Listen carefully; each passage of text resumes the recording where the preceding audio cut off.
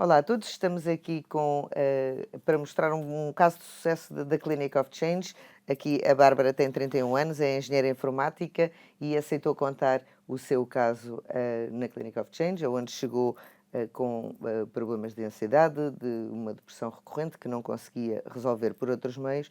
E temos também aqui o Dr. Vítor Rodrigues, que é o diretor clínico da Clinic of Change, e que nos vai explicar também do lado mais profissional como é que estes tratamentos que acabam por ser de psicologia assistida com recurso a cetamina, ou ketamina, depende a interpretação diverge, não é? Como é que isto funciona e como é que acaba por ser um desbloqueador destes casos mais complicados.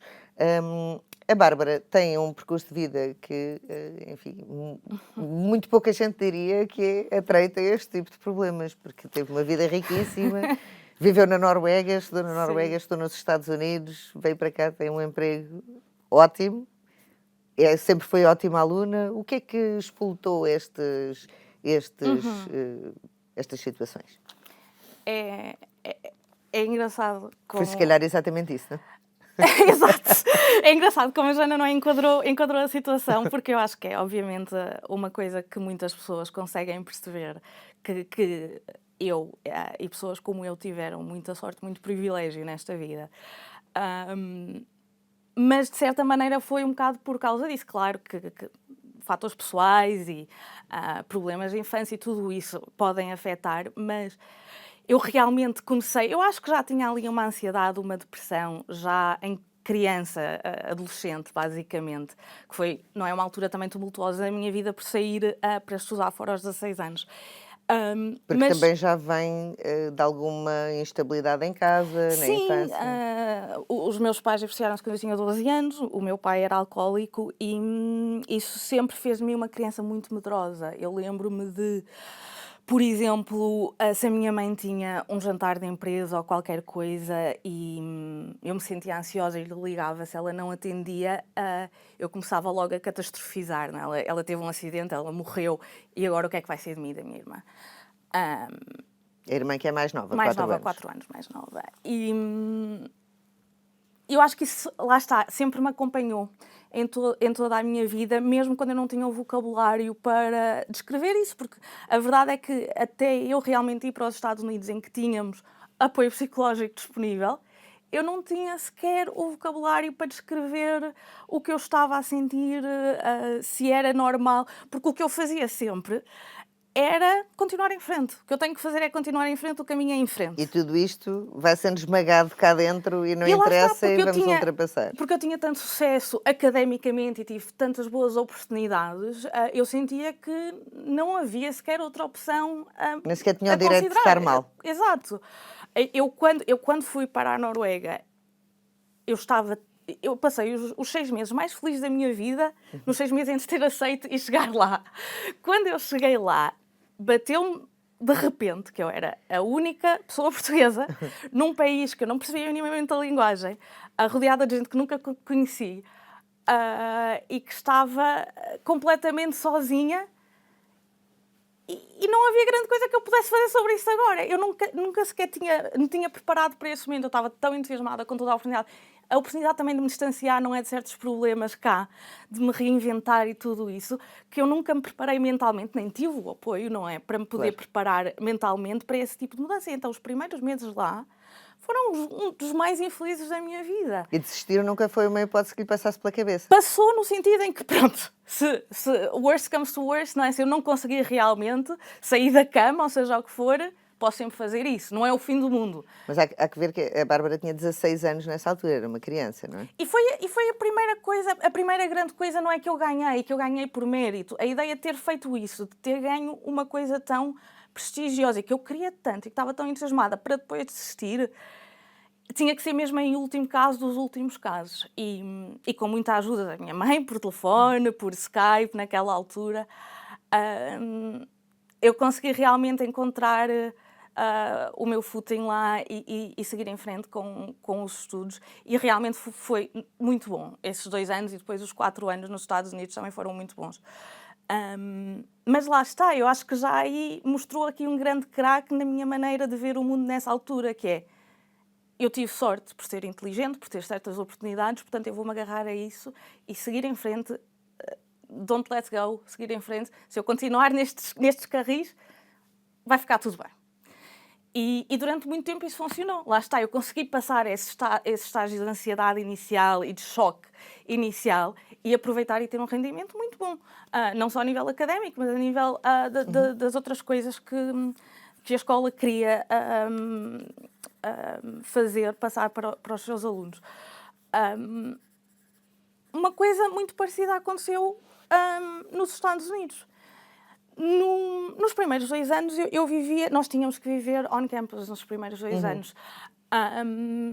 Nos últimos 2 anos já podíamos viver off campus, que normalmente ficava um bocadinho mais barato.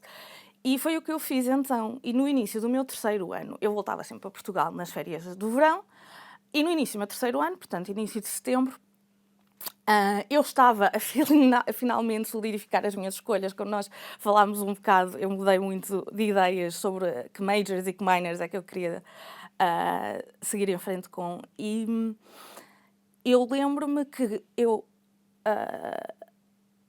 na altura estava a dividir, nós encontramos, eu e o meu namorado na altura, encontramos um T0 muito fixe, mesmo ao lado do campus, muito barato, comparado com o que nós tínhamos antes.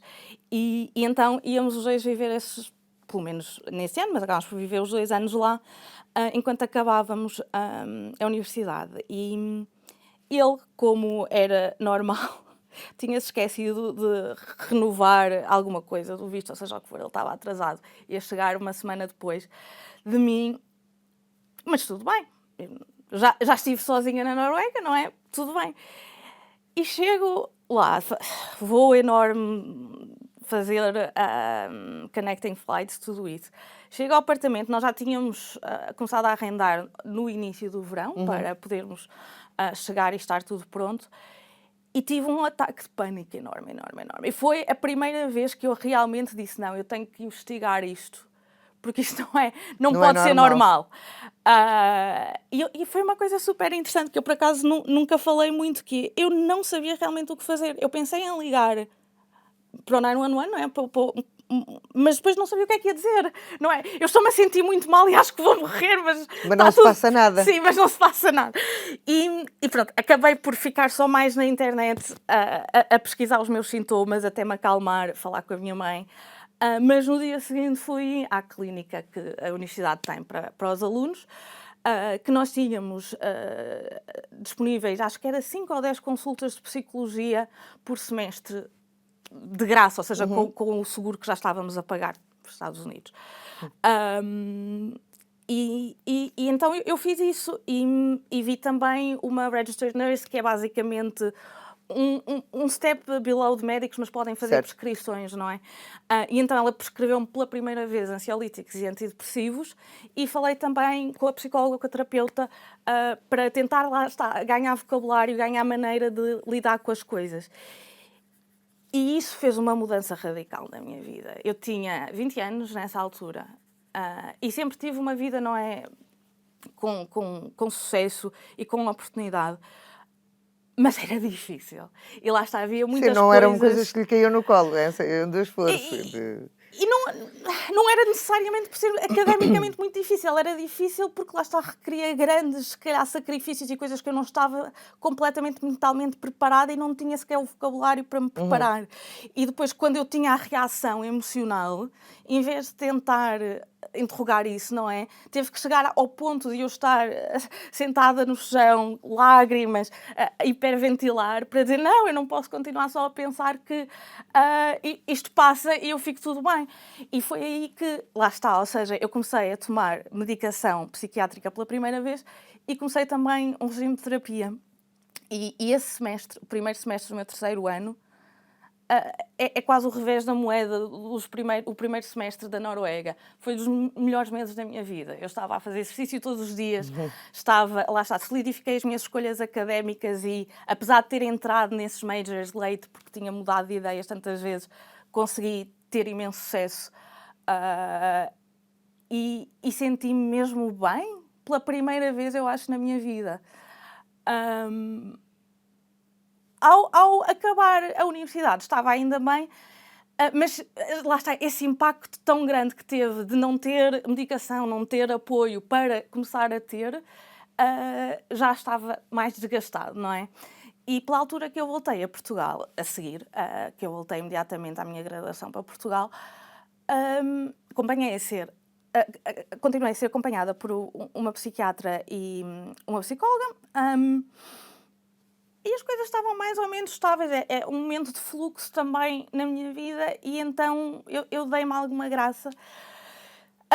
Mas a verdade é que as coisas foram continuando a ficar cada vez piores. E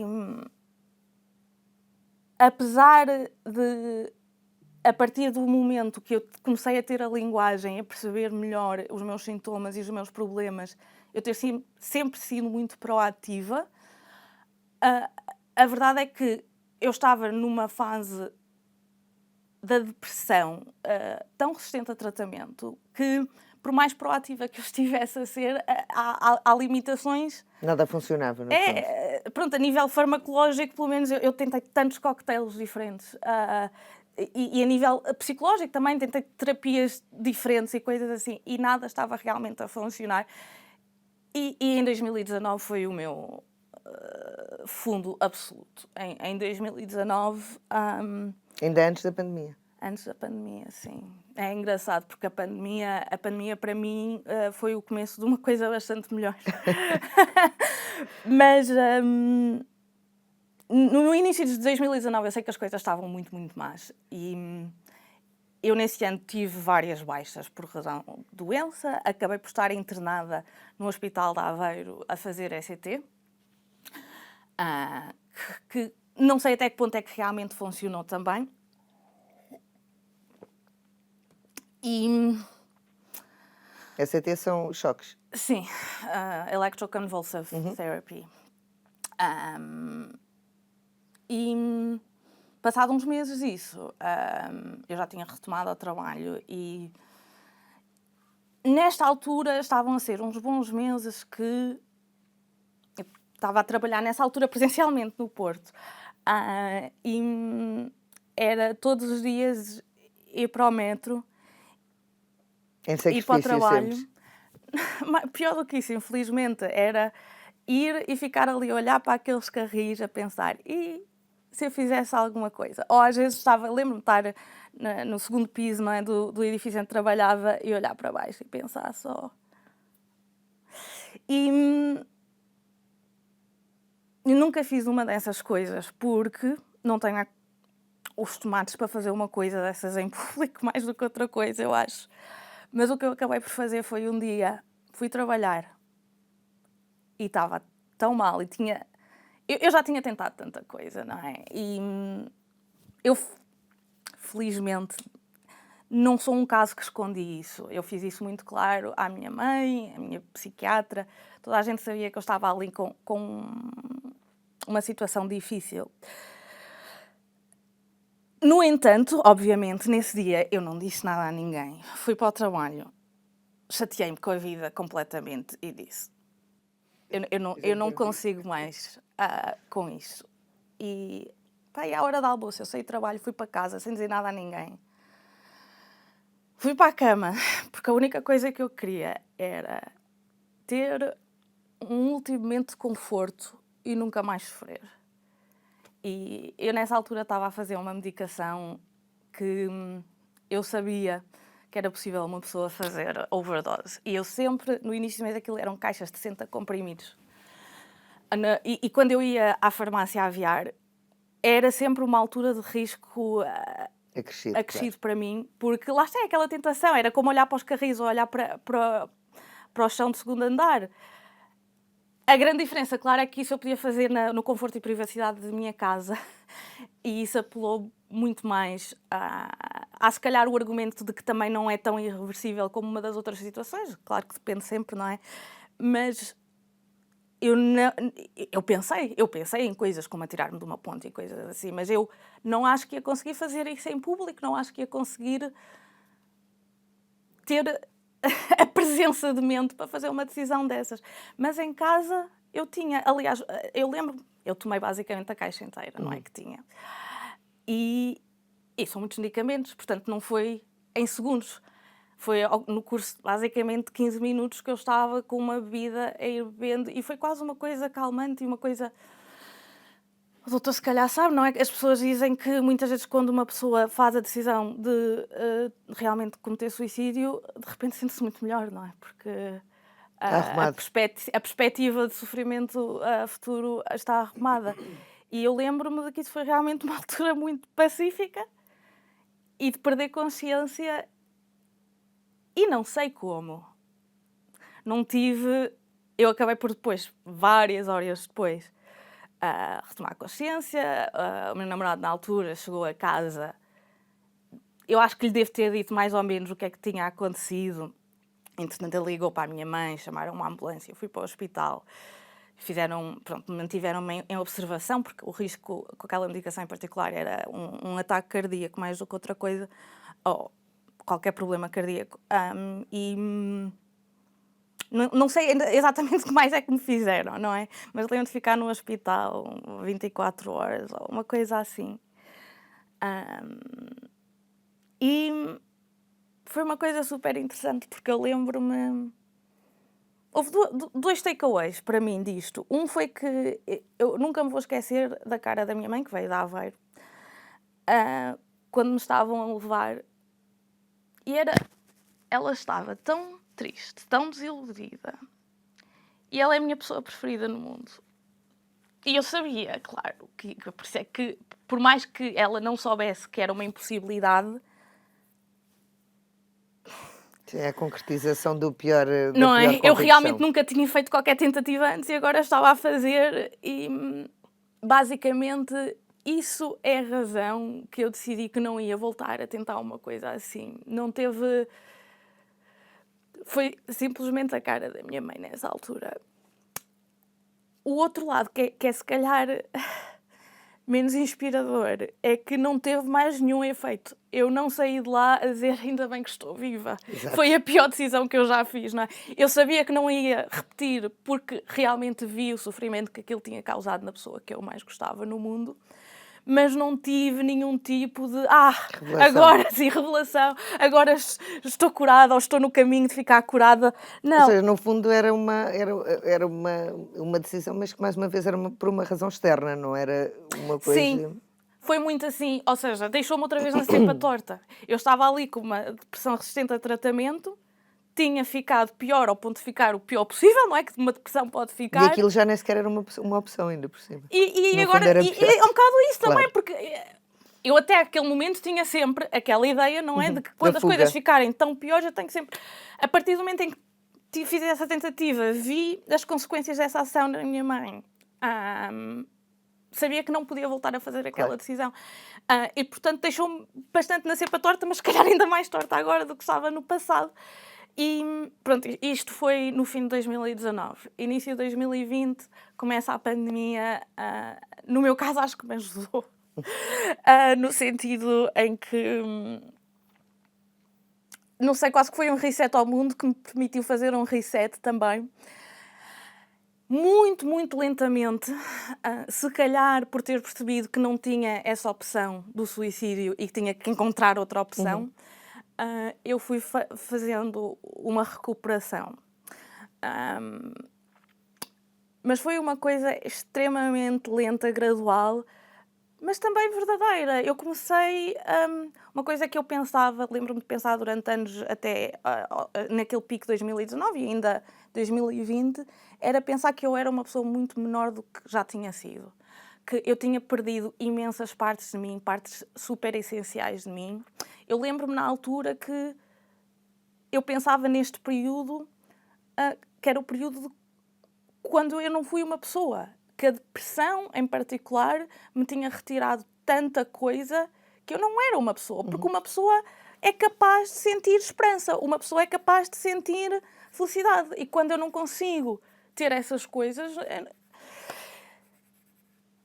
E eu diria que agora estou muito melhor do que estava no início de 2020, claro, mas muito gradualmente eu fui ganhando coisas pela primeira vez em anos. Coisas como, por exemplo, um hobby novo.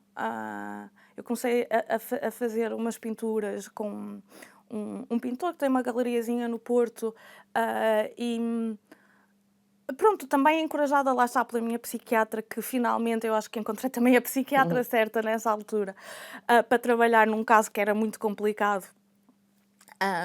E com a ajuda dela e de uma terapeuta e da minha mãe, e de amigos, consegui fazer passinhos muito pequeninos. Em 2022, no entanto, eu estava bastante melhor, tão bem até que decidi demitir-me do meu trabalho porque tive uma oferta muito boa. E eu fiz isso. Estava numa relação nessa altura de 6 anos também, que estávamos naquele passo de ou vamos andar para a frente, casar, ter filhos, que eram um bocado os nossos objetivos naquele momento. E isto foi no verão de 2022. Uma série de coisas foram acontecendo ao mesmo tempo e eu basicamente decidi mudar de emprego, tive imensos atritos na relação que acabei por acabar. Estava a ter a minha 10-year reunion na Noruega. Era a primeira vez que eu ia voltar desde a minha graduação. E no espaço de 2 semanas Implodiu tudo. implodiu tudo. Tudo.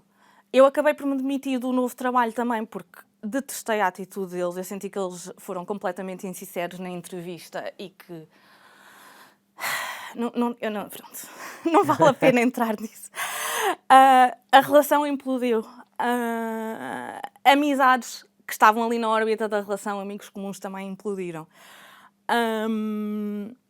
Eu fui para a Noruega sozinha, era suposto ir com o meu namorado, mas na altura acabámos, apesar de ter os bilhetes para isso e tudo, acabei por ir sozinha. Foi uma experiência muito boa, porque vi pessoas que já não via há 10 anos e senti-me muito bem. Senti-me em casa, foi uma sensação super estranha. Mas voltei, apanhei Covid, uma semana a seguir apanhei gripe A, estava KO a todos os níveis. E lá está, isto veio quando a minha recuperação estava ali muito ténue ainda. Aliás, a razão que eu me demiti, mais do que outra coisa, foi porque eu senti que não ia conseguir conciliar tantos desastres ao mesmo tempo e não queria... Porque se calhar houve aí outra coisa que mudou com a tentativa de suicídio, que foi, pela primeira vez na minha vida, aceitar que aquilo que eu tinha dito no início, que o caminho é sempre em frente e se eu seguir em frente vai ficar tudo bem, não é necessariamente verdade. Porque eu estava a fazer isso, fiz isso a minha vida toda e levou-me a querer morrer. Portanto, eu aceitei que se calhar continuar sempre em frente não era a resposta para tudo.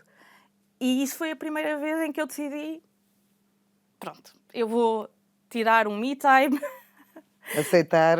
tentar trabalhar aqui nesta coisa toda antes de me comprometer com um emprego, com uma relação, com que seja o que for.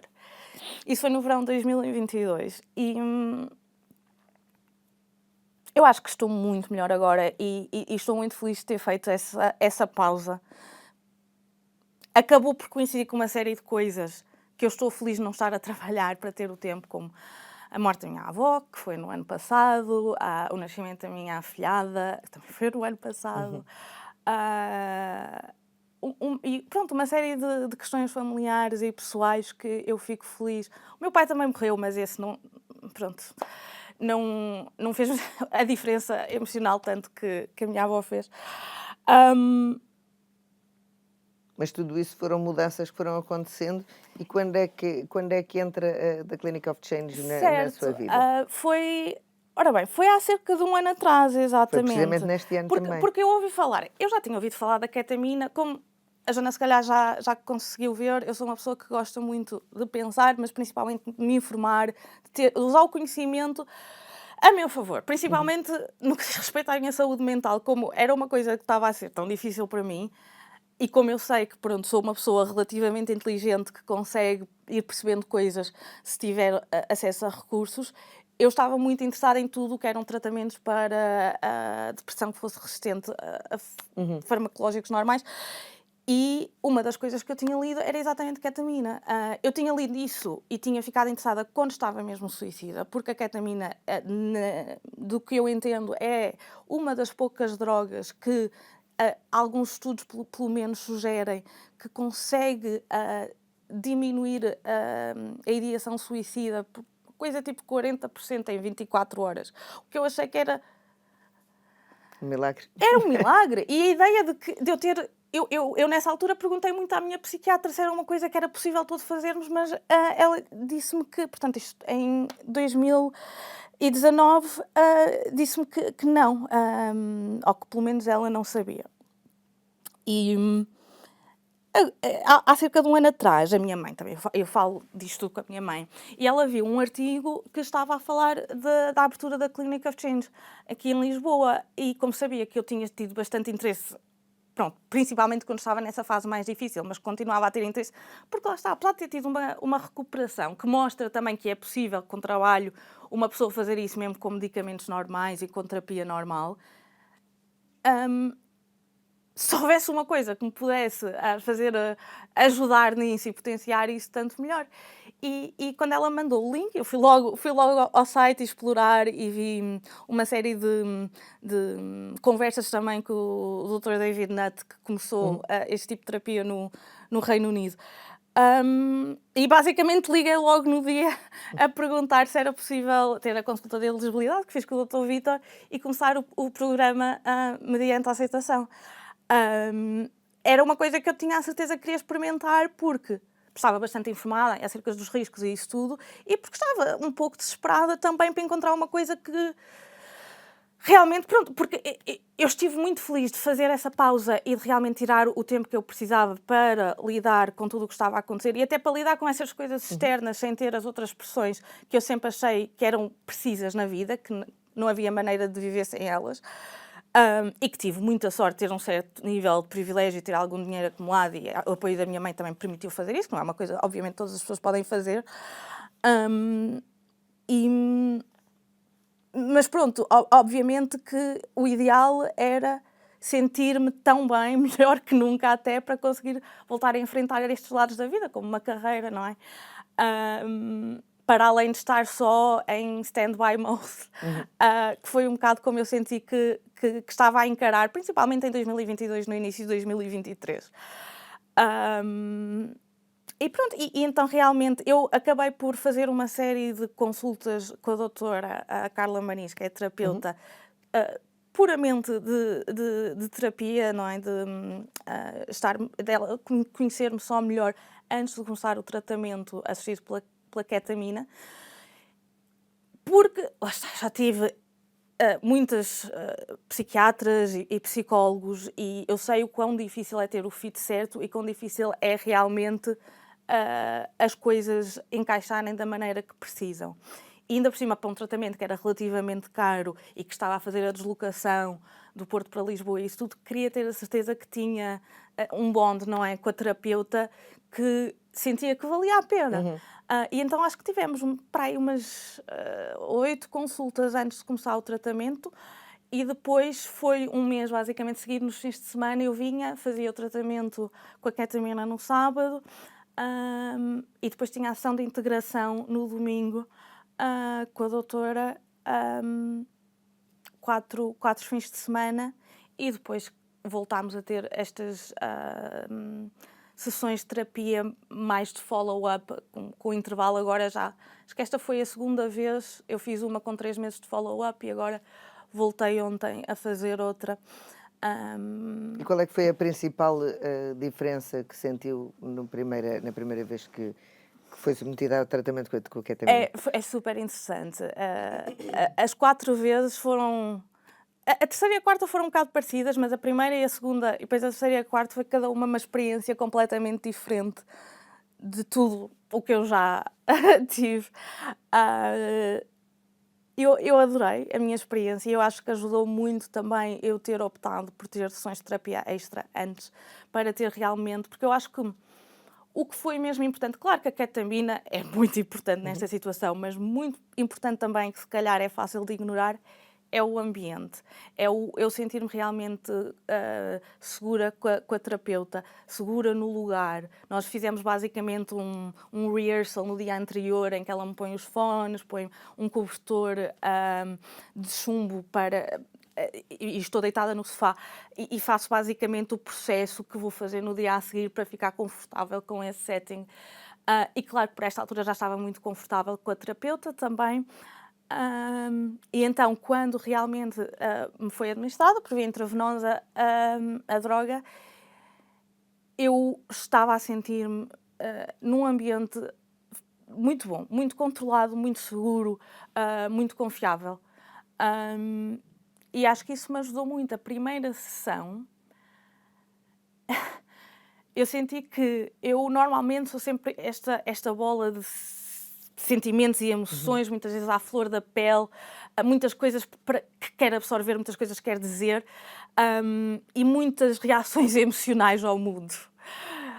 A primeira vez eu senti que foi como se alguém pegasse nessas coisas todas, as atirasse pela janela e eu ficasse neste modo completamente zen, quase observadora da minha vida, a sentir-me só em paz, em aceitação, sem julgamento nenhum.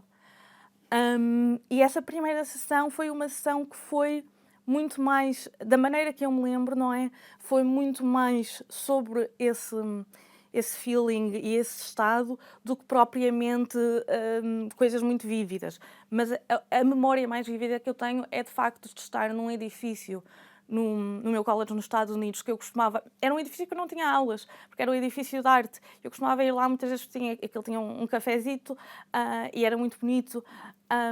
E eu tive só essa memória muito vívida. Tinha uma galeria de arte também. Eu lembro-me disso e de estar... Parecia que eu estava lá, não é? Mas não estava a ver nada específico, nenhum evento. Algumas pessoas, se calhar, havia da minha vida. Mas isso era a única imagem vivida que eu retirei realmente dessa sessão. E de resto foi só mesmo este feeling de se me sentir super zen, em aceitação com o que é a minha vida e sem julgamento nenhum perante o que foi a minha vida e o que vai ser a minha vida.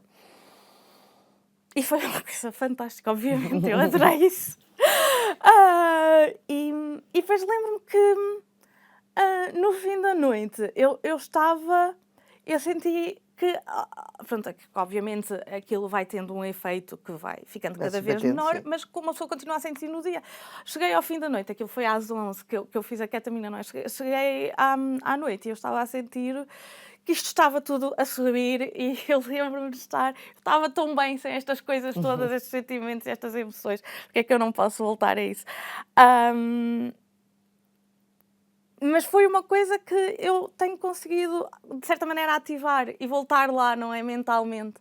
E isso, a sessão de integração ajuda também uma pessoa a solidificar esses takeaways. Um dos takeaways foi mesmo para mim que arte, porque era o edifício de arte, foi muita arte que e não foi uma coisa consciente, mas que é um bocado o meu safe space, não é? E é uma das coisas que eu mais valorizo e se calhar uma das coisas que mais justifica realmente ficar nesta vida. A segunda sessão já foi muito diferente.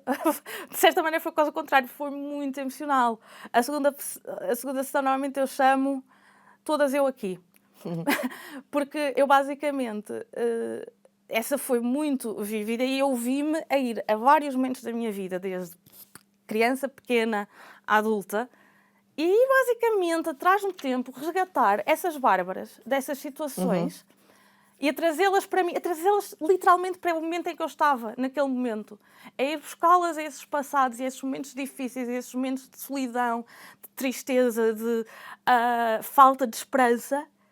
Literalmente a ir buscá-las às minhas memórias no passado, trazê-las para aquele momento e estávamos ali todas. E pronto, há outros detalhes, mas foi também outra coisa completamente fora, não é, do que eu poderia sequer imaginar. Mas que eu acho que isso foi, se calhar, a sessão mais importante para mim. Porque foi tão healing, tão... Se a primeira foi um bocado esta sessão de aceitação e de conseguir ver as coisas sem imediatamente ter uma reação emocional, fundo, na segunda eu estava a chorar à berranho, porque nós temos estamos com os olhos vedados e eram só lágrimas a sair por baixo. Mas eu saí de lá tão bem e tão... Porque eu sinto que sou uma pessoa que também facilmente, se calhar, dou mais aos outros do que a mim e eu ter externalizado esse apoio a mim própria, não é? De uma maneira tão literal nessa sessão.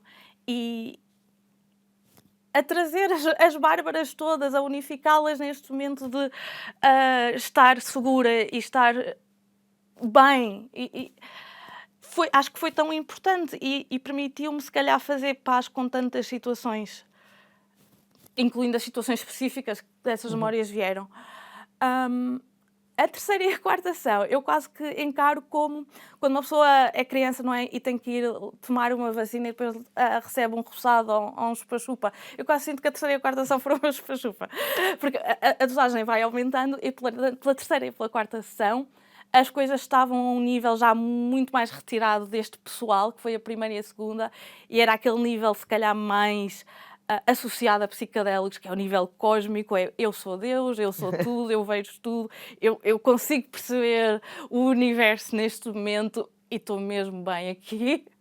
E estou mesmo... É one with nature, não é? Essa sensação de... Mesmo cósmico, transcende a minha identidade, os meus problemas. Se calhar muito mais difícil de tentar perceber como é que isso se aplicou ao meu caso, mas pronto, recomendaria a mesma, não é? O chupa-chupa. Mas a primeira e a segunda são coisas que eu realmente penso várias vezes. Como é que se explica, Dr. Vítor, esta diferença nos quatro, no fundo, nos 4 passos de aplicação da ketamina? As sessões são sempre diferentes, isso é o que é interessante. Nunca podemos concluir a partir de uma sessão, isto agora vai ser tudo igual. Mas tem que ver com alguma forma de guia, a médica que está presente, e há sempre a presença da médica a acompanhar na sala, vai guiando a experiência, ou é mesmo totalmente da pessoa? Não, embora haja no início, há logo no início um trabalho relativamente breve, em que é formulada uma intenção. E essa intenção... a intenção habitualmente é a intenção de resolver qualquer coisa ou de qualquer problema que a pessoa esteja a querer resolver, ou a ter pistas, não é? Porque muitas vezes nas sessões há pistas e isso é muito interessante depois de trabalhar do ponto de vista psicológico, não é? Logo na primeira sessão que a Bárbara falou, logo uma primeira pista, olha, que o teu caminho onde tu te sentes bem é arte. Veja, e isto é extraordinário, porque muitas vezes a pessoa até pode ter uma intuição vaga, mas uma coisa é, enfim, ter uma ideia, outra coisa é a experienciar, não é? E esta é talvez a grande diferença das sessões de ketamina, é que nós podemos na terapia, enfim, na terapia mais comum, há também experiências emocionais muito intensas por vezes, mas muitas vezes a coisa passa mais por um plano racional, um plano intelectual, em que, e muitas vezes se percebe, na terapia as pessoas dizem eu percebo tudo, mas não consigo mudar nada. Mas quando se mergulha numa situação experiencial, numa experiência vivida intensa, eu não estou só a pensar, eu estou a viver. E isso pode, de facto, fazer a diferença, não é? Portanto, o estar no tal cafezinho e a exposição, que é uma memória, neste caso, não é? É uma memória, mas uma memória que é trazida para uma situação emocional intensa e que se consegue perceber o significado. Claro que esse significado, há pessoas que chegam lá por si, não é? Têm mais capacidade de ligar as coisas. Outras na terapia, depois na sessão de integração, onde muitas vezes isso acaba por se desvelar e perceber o sentido. Mas todas as sessões são diferentes e isso é muito interessante aqui, por exemplo, não é um bom exemplo.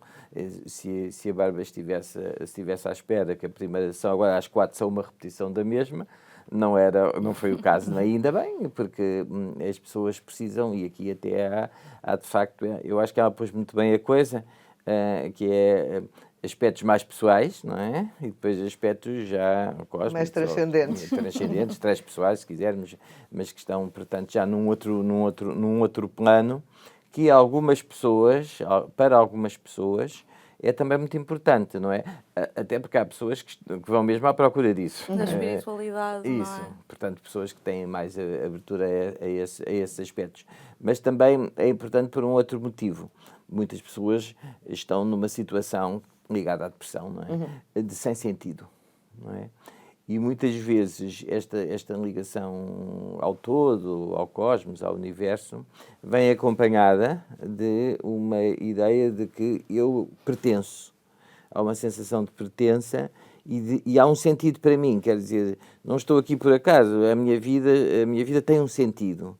E isso pode ser extraordinariamente healing, usando a palavra da Bárbara, porque de facto muitas vezes este confronto com o sem sentido, com o absurdo, mesmo em pessoas altamente funcionais, e isto é também muito interessante. É o caso da Barbie, é o caso de muitas pessoas da Clinic of Change, que são pessoas altamente funcionais, não é? Estamos a falar de investigadores, de professores universitários, de empresários, muitos empresários, empresários enfim, que os seus negócios estão a correr bem, mas que a uma dada altura se confrontam com depressões muito graves por uma confluência de fatores que é sempre individual, não é? É sempre uma confluência própria de cada um, e depressões que depois se arrastam e que resistem E àquilo sobretudo que nestes são... momentos em que tudo corre bem, que foi um bocadinho o caso da Bárbara também, não é? Tudo corre bem, está tudo bem, porque é que eu estou com estes pensamentos? Vou andar para a frente, ainda é pior, não é? Por vezes sim, porque a pessoa pode... Mais difícil de diagnosticar, digo, ou da pessoa procurar ajuda. Sem dúvida, até porque a pessoa pode pensar, isso é um pensamento muito frequente, que leva a que as pessoas adiem a procura de ajuda, que é, isto é uma fraqueza, eu tenho que ultrapassar isto sozinho, isto não, porque é que eu não hei de conseguir? Eu tenho que ter força o suficiente, não é? E muitas vezes isso também há aqui no ar, não é? Até vindo, por exemplo, de certas correntes já abusivas de coaching, o que eu chamo uma positividade tóxica, não é? Eu tenho que ver sempre as coisas boas, não existem coisas más, está tudo na minha mente. Nem vale a pena dignificar esses Isso pensamentos, não vale a não pena. é? Bom, e isso pode, mas as coisas às vezes não estão bem e, portanto, nós temos que as encarar, não é? Com verdade e reconhecer, não, eu não estou bem, não vou enganar-me a mim próprio, não é? E vou procurar ajuda. Mas mesmo as pessoas que procuram ajuda, há uma percentagem significativa que melhoram, sem dúvida, mas não conseguem, de facto, ultrapassar completamente as situações e arrastam-se numa depressão resistente, experimentam vários antidepressivos, alguns não funcionam, experimentam terapias também, há vários tipos de terapias, algumas experimentam até várias, mas não voltam, de facto, à linha de base, digamos assim, não estão a sentir-se bem, têm recaídas frequentes.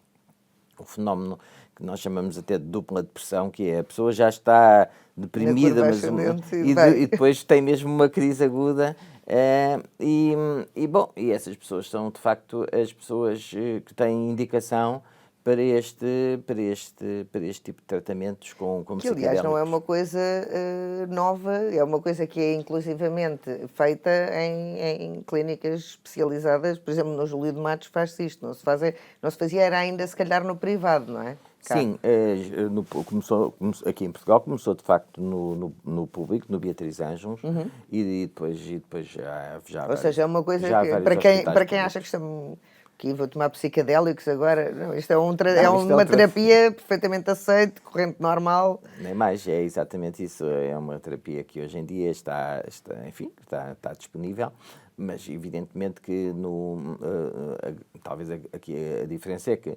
no público, digamos, as pessoas que têm acesso são aquelas que estão tão mal, digamos assim, casos muito extremos, não é? E às vezes já até com... e no privado, portanto, uma fatia mais larga de pessoas que continuam a ter os mesmos critérios, mas que nós temos a possibilidade, de facto, de atender mais pessoas e dar um tratamento personalizado. Por outro lado, também a Clinic of Change, em particular, agora puxando um bocadinho a brasa à minha sardinha, não gosto de fazer isso, mas é mesmo verdade, temos uma perspectiva que não é exatamente igual a algumas outras clínicas, tanto públicas como privadas, aqui não quero fazer a distinção, e que é o seguinte: nós podemos fazer os tratamentos com ketamina especificamente encarando de duas maneiras. Uma, encarar de uma maneira da psiquiatria biológica. Isto é um antidepressivo. É um antidepressivo que tem vias bioquímicas diferentes dos antidepressivos mais comuns, mas é um antidepressivo. E, portanto, vai ser utilizado como antidepressivo, não é? Pode até ser utilizado, seja por via intramuscular, endovenosa, pode ser até nasal, enfim, há uma variante nasal, mas é um antidepressivo.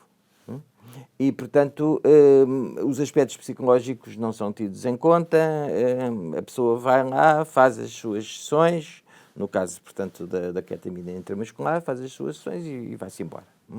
E está-se à espera do efeito antidepressivo que tem, que é inegável, e há um efeito antidepressivo marcado, bioquímico, sem dúvida nenhuma.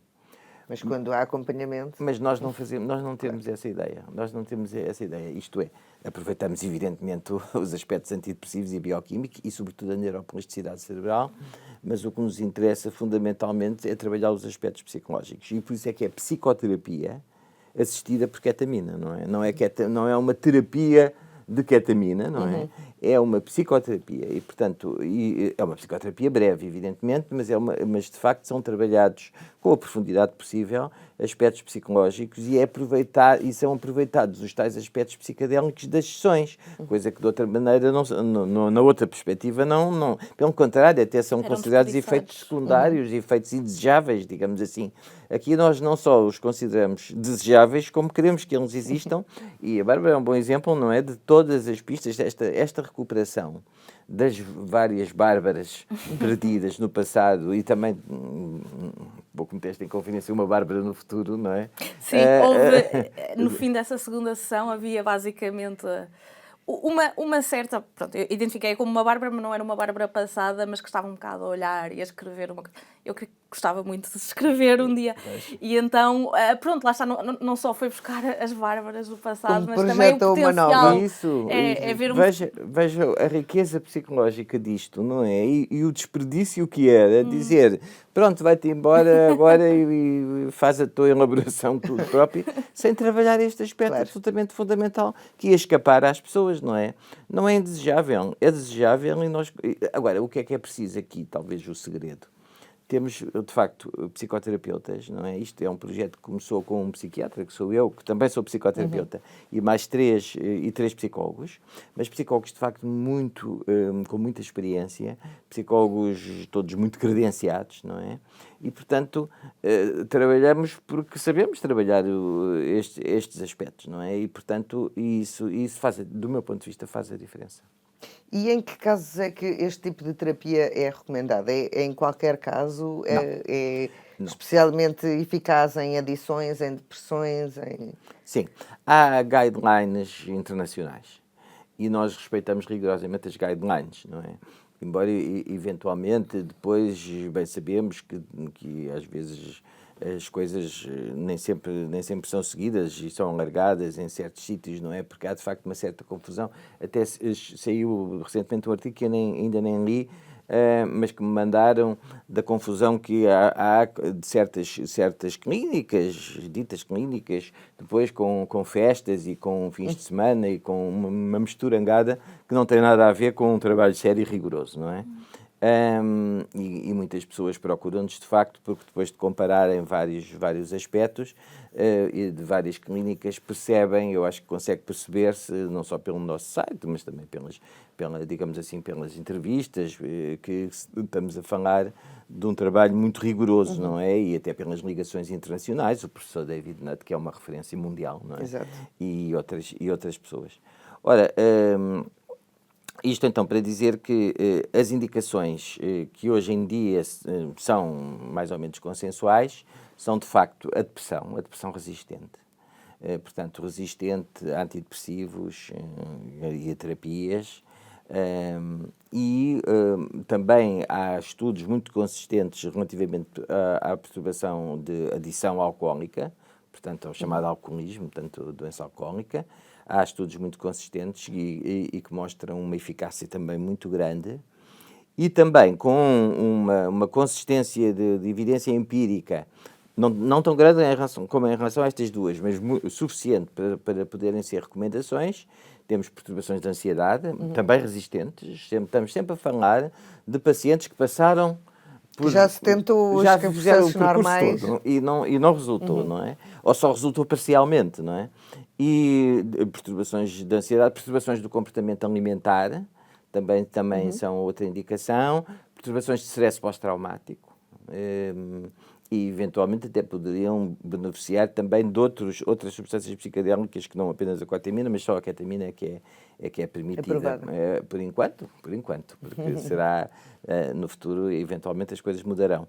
E, portanto, são estas indicações principais para o nosso programa. No entanto, já aqui falámos disto várias vezes, isto não é uma cura. Ou seja, as pessoas não vão à clínica procurar uma cura, vão procurar um passo há um passo firme para o caminho da cura, mas isto depois há todo um processo que a pessoa tem de continuar a fazer, tem de continuar a ser acompanhada, etc. E que a clínica também acaba por garantir esse pós. Sim, embora isso varie com os casos. Portanto, temos aqui dois tipos, digamos assim, de proveniências. Temos pessoas que vêm, pura e simplesmente porque leram sobre o assunto, são pessoas informadas, as tais pessoas muito funcionais, que leem, que se interessam, etc., como é o caso da Bárbara, e, portanto, vêm por moto próprio, digamos assim. Neste caso, ela já estava acompanhada, mas há pessoas que não estavam acompanhadas, não é?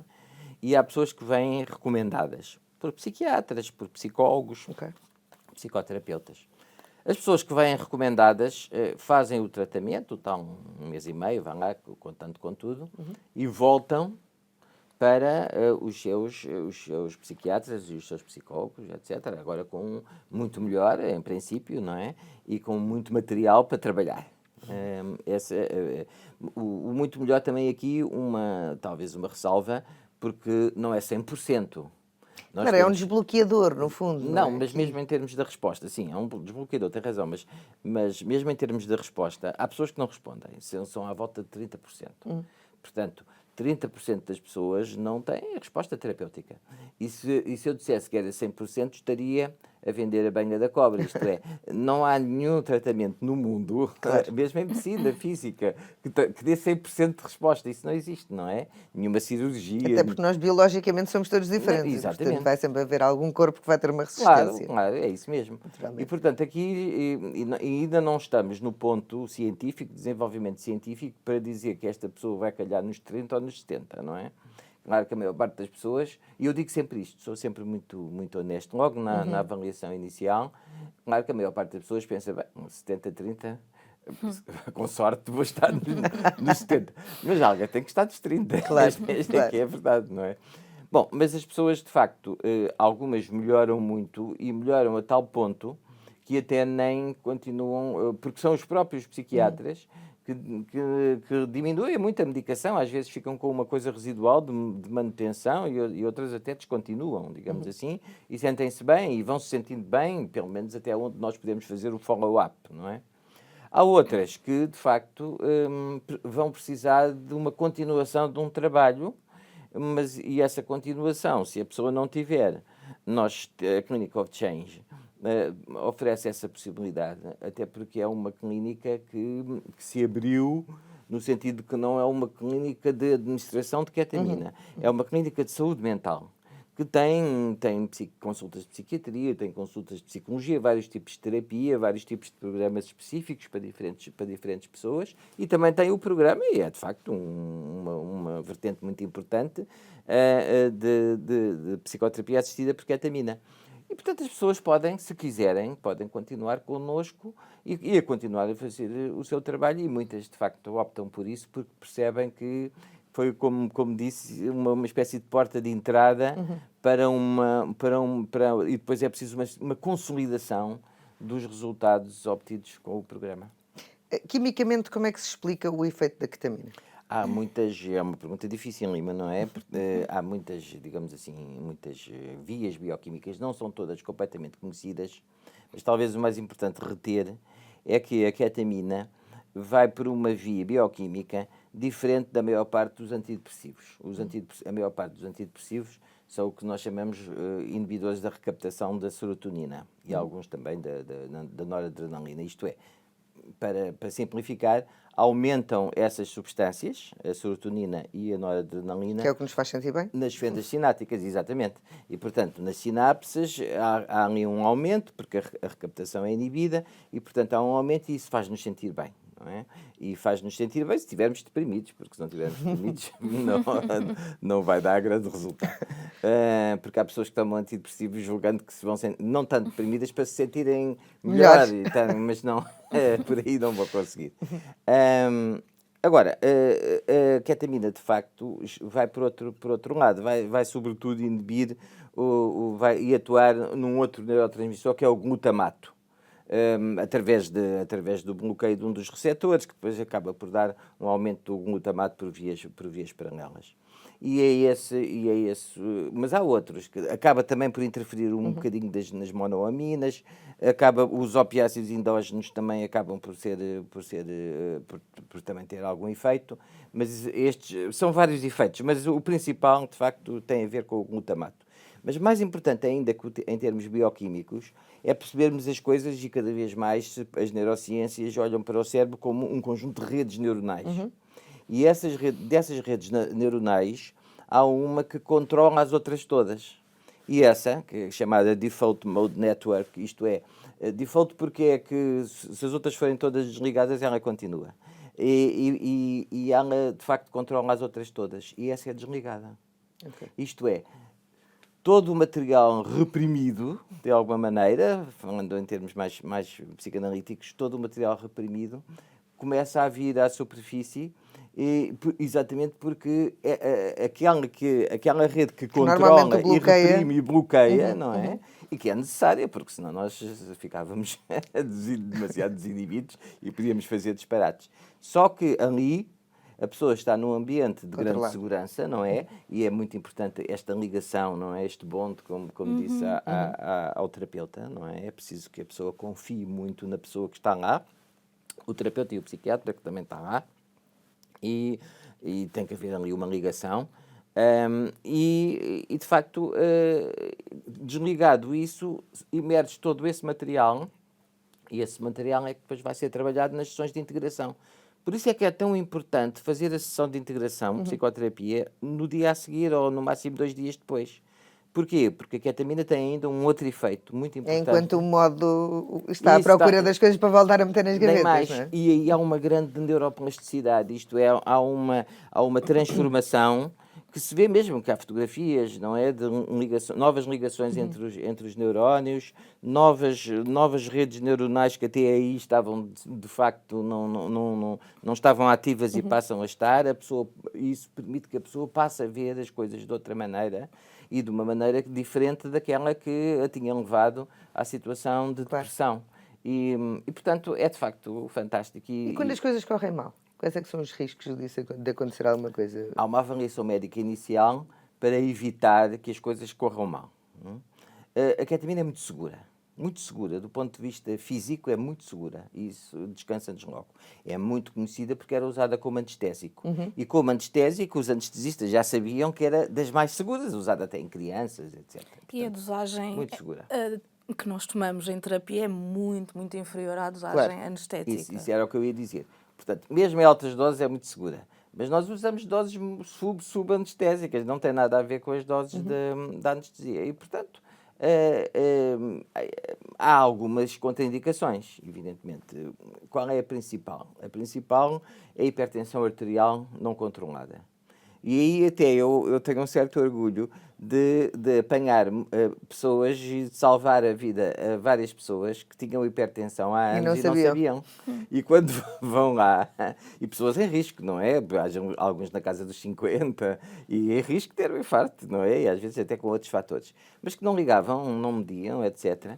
E, portanto, essas pessoas, o que é que se faz? Não é que não possam. Primeiro vão controlar a sua hipertensão, vão ao seu médico de família, vão ao seu cardiologista, controlam, e depois, quando ela estiver controlada, já podem fazer. Essa é a principal contraindicação. Hipertensão ocular também, que pode estar relacionada com glaucomas, etc., também é uma contraindicação, e, portanto, só com o oftalmologista a dizer que está tudo controlado e que pode, porque senão, evidentemente, não vamos arriscar.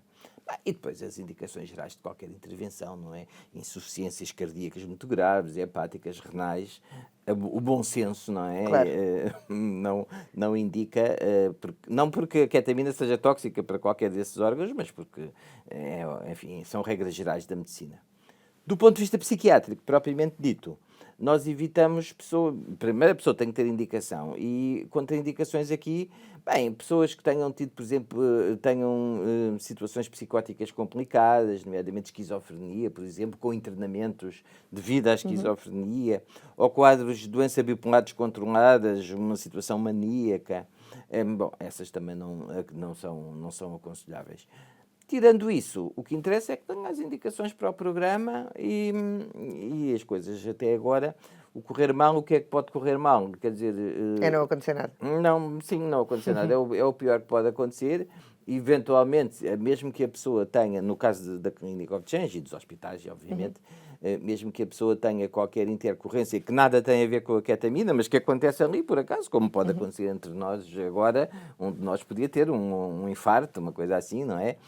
Mas apesar de tudo, e então nós temos de facto, os nossos enfermeiros têm todos treino em suporte avançado de vida e temos o respectivo material para podermos atuar em qualquer situação, mas isso de facto nunca aconteceu e espero que nunca aconteça durante os anos que durar a Clinic of Change.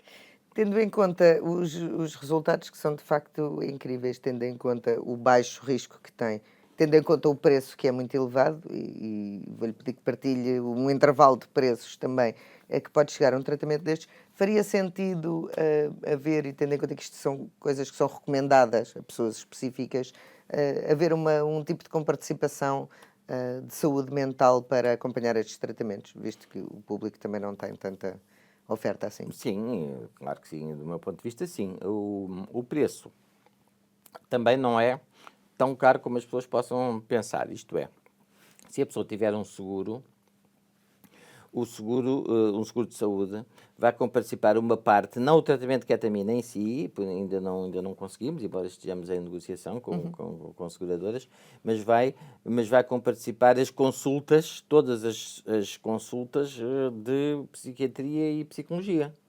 E, portanto, isso baixa um pouco o preço, que pode ficar, de facto, enfim, entre os 3.000 e os 5.000, 5.500, enfim. Não é um carro. Não é um carro, é isso que eu ia dizer, não é um carro. Não é um tratamento barato, obviamente que não é. Implica algum esforço. Mas esse esforço não, de alguma maneira, a nossa classe média, fazendo um esforço, não é? Consegue pagar o tratamento e, sobretudo, tendo em conta aqui a questão de custo-benefício, não é? Claro. Estamos a falar de pessoas, eu falei de pessoas altamente funcionais, mas que depois, a uma dada altura devido à depressão, deixaram de conseguir ser. funcionar. E, portanto, estão a perder ali muito dinheiro, mas é muito mais importante que o dinheiro, estão a perder a sua vida, não é? Que é o mais importante. Portanto, a recuperação de tudo isso... eu penso que vale a pena investir, não é? Mas isso cabe às próprias pessoas dizer Claro, se valeu a pena ou não. Mas o que os nossos pacientes nos dizem é que, de facto, é uma experiência que, mesmo aqueles que não, digamos assim, não ficam, lá está, curados, como disse, continuam a dizer que é uma experiência que valeu a pena. É uma experiência que valeu a pena, Bárbara? Para mim, sem dúvida. Como eu disse há algum tempo, eu não acho que seja impossível sem uma intervenção deste género e realmente tinha notado coisas boas, muito graduais, muito pequeninas, a começar mesmo antes do tratamento, mas, a meu ver, pelo menos não há dúvida que isto potenciou completamente essa recuperação. Foi um acelerador. Sim, e lá está, acho que ajuda muito que eu estivesse muito proativa, que eu quisesse muito aprofundar a relação com a terapeuta antes de fazer até a ketamina e que continuo proativa em querer, lá está, vir às consultas de follow-up e tudo isso. E acho que para mim vem mesmo desse desespero, que foram os 10 anos passados à procura de uma coisa que funcionasse e nada realmente a funcionar bem o suficiente. Eu acho que isto é a primeira intervenção a nível de saúde mental que eu posso recomendar 100%, lá está, com Mas com que lá pequenas está, é exceções. preciso se calhar chegar a um estado extremo para que de facto seja recomendada, não é? Sim, é preciso que a pessoa já tenha passado por outros tratamentos, não é? Mas isso é mesmo uma das nossas regras, não é? Certo. Mas isso até é um consolo. E, Porque sim, se eu tivesse chegado lá mais cedo, poderia ter evitado uma série de coisas, se calhar não. Exato, e é uma coisa que eu sinto, a pergunta que a Joana fez sobre a comparticipação, acho que faz tanto sentido, exatamente por isso, isto já é indicado a uma percentagem bastante pequena de pessoas que estão a sofrer com saúde mental. Acho que faria tanto sentido para o Estado português, neste caso, comparticipar isto, porque eu literalmente acho, e no meu caso, não sei, mas acho que pode salvar muitas vidas. E a nível de saúde pública, isso é a coisa mais importante, não é? Sobretudo num país que tem 1/3 da população com problemas mentais E e num nos mundo que isso adolescentes só está a sobe para aumentar. metade, não é? E com excesso de consumo de Antidepressivos, antidepressivos, ansiolíticos. benzodiazepinas, E foi uma coisa, como eu lhe disse, a minha psiquiatra era uma psiquiatra do sistema público no Porto, e quando eu lhe perguntei sobre a possibilidade de fazer isso, ela não tinha nenhuma Descartou. possibilidade. Portanto, há aqui alguns programas no público, se calhar, têm certos médicos, não é, que estão habituados a fazer, mas eu diria que no contexto do país em si, isto não é uma alternativa no público. E para uma pessoa que estava desesperada como eu... Sim, e eventualmente a Bárbara, mesmo que acabasse por ser encaminhada para um programa público, não seria das...